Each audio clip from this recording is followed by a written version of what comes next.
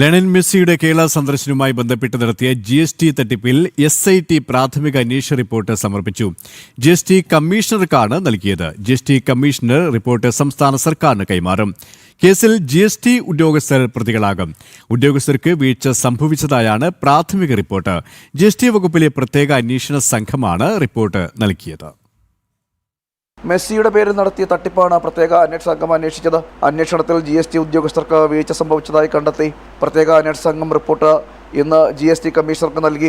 GST commissioner report സംസ്ഥാന സർക്കാരിനും സമർപ്പിക്കും. GSTയുടെ SIT വിഭാഗമാണ് നികുതി വെട്ടിപ്പിൽ അന്വേഷണം നടത്തിയത്. നേരത്തെ ക്രമക്കേട് നടത്തിയ ഉദ്യോഗസ്ഥർക്ക് ചാർജ് മെമ്മോ നൽകിയിരുന്നു. ഉദ്യോഗസ്ഥർ നടത്തിയ ക്രമക്കേടടക്കമാണ് പ്രാഥമിക റിപ്പോർട്ട് GST കമ്മീഷണർക്ക് സമർപ്പിച്ചത്.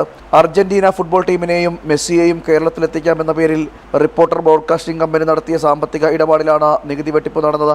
GST വകുപ്പ് നേരത്തെ കണ്ടെത്തിയെങ്കിലും നടപടിയുണ്ടായില്ല. ക്രമക്കേട് മനസ്സിലാക്കിയിട്ടും ഉദ്യോഗസ്ഥർ 7 മാസം വരെ യാതൊരുവിധ നടപടിയും സ്വീകരിച്ചില്ല എന്നും അന്വേഷണ റിപ്പോർട്ടിൽ കണ്ടെത്തി. സ്പോൺസർക്ക് കൈമാറിയ തുകയുടെ നികുതി ഈടാക്കില്ല എന്നായിരുന്നു കണ്ടെത്തൽ. 22 കോടിയോളം രൂപയാണ് നികുതി അടക്കേണ്ടിയിരുന്നത്.